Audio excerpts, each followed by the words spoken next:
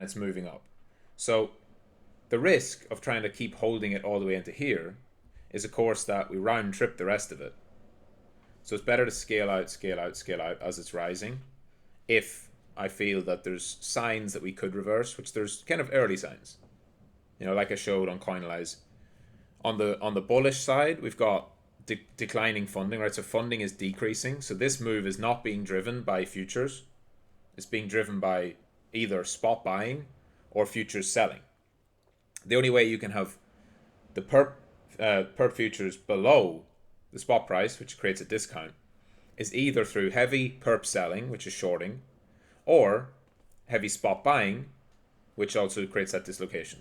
So if there's heavy spot buying, it's bullish. If there's heavy spot perp selling and price going up, that's bullish too, because it's shorts who keep doubling down and they're getting squeezed.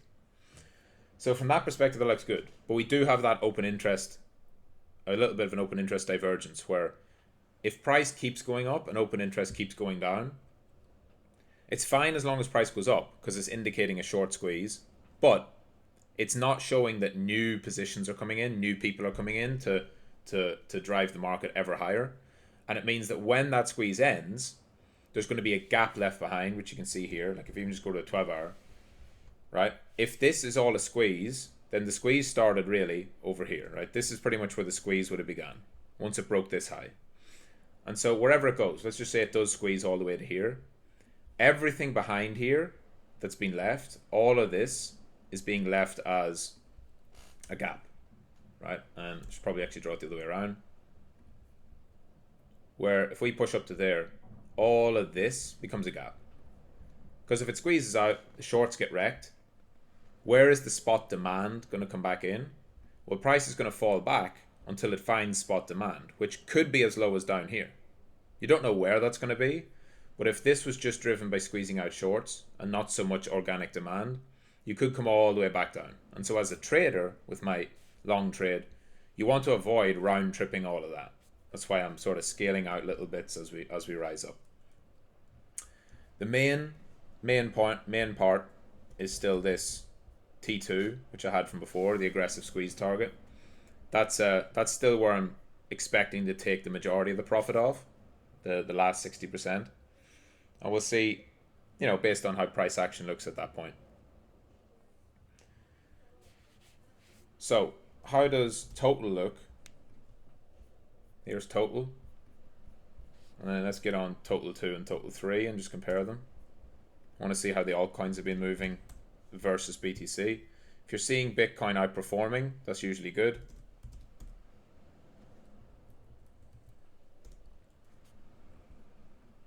So total 2 and total 3. All right. So there's total on top, total 3 down here, total 2 in the middle. So the market's pretty balanced, but you can see quite clearly Bitcoin is the strongest, followed by total 3, with Ethereum the weakest. Because on balance, Ethereum hasn't even got close to its breakdown level, Bitcoin is right at its breakdown level, and total 3 is right at its breakdown level as well. So Bitcoin and altcoins are actually performing strongest together, with Ethereum being quite significantly the weakest. Last thing then I'll check with that is, how does the altcoin open interest look compared to Bitcoin? So we'll look at open interest global, and we'll actually look at funding rate and funding rate global as well. I don't suspect that altcoin funding has gotten very high. Yeah, it's still below neutral. So pretty healthy. Pretty healthy on all of those metrics. Altcoin open interest is rising. So Bitcoin's open interest is sort of diverging. Altcoins is rising higher. So definitely there's a bit of risk coming back in. People are starting to follow into alts. However, funding rates are not crazy yet.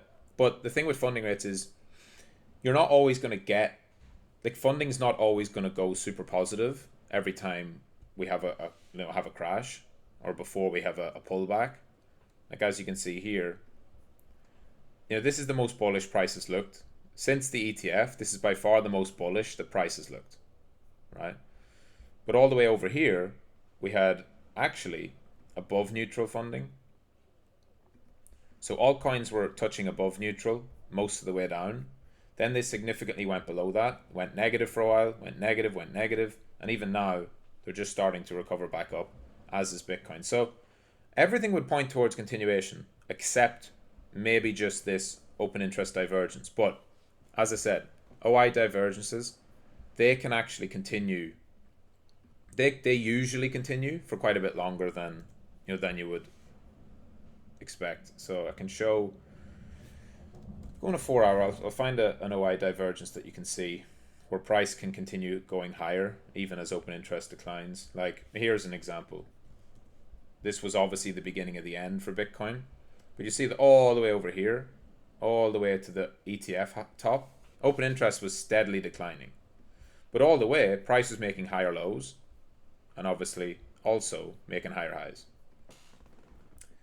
So you could look at it here and say, oh, there's an open interest. Well, no, not there, but here. When Bitcoin made a new high, you could say there was an open interest divergence. And it was. And it caused a bit of a flush.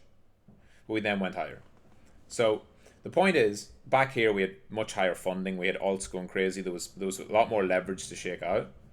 So my view with this would be proceeding cautiously. I like the way price is looking. It's strong squeeze.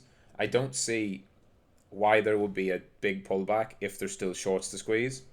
You're waiting to see some kind of big spike. Once there's any kind of big spike and price starts to go like that, that's when you're looking at, that's when it can fall off. But it typically should come after there's a decent spike up and then price starts to go sideways. That'll be your first warning sign. If we're going to have a lower high and then back to the lows or even to new lows, it's probably going to look something like this. So that's what I'm looking at this morning. As I said, Sunday, weekends not reliable in general. Keep all that in mind as a caveat. But overall, that long trade we're in since Monday, Tuesday is going pretty well. That's it. GM. Later on, 5 p.m. UTC, same time, I'll be doing the weekly outlook. So we'll look ahead to the week to come. Big week. We've got the QRA, which is the Treasury, and we've got the FOMC, which is the Fed. So both sides of the US money printer, the money printing complex. You got the Fed, which is monetary policy, and the Treasury, which is fiscal policy and fiscal spending. There's big decisions being made on both of those this week, on the 29th, which is tomorrow, isn't it? Yeah, so the Treasury's tomorrow. And then on the 31st, which is Wednesday, you've got the Fed with the interest rate announcement and Powell's press conference.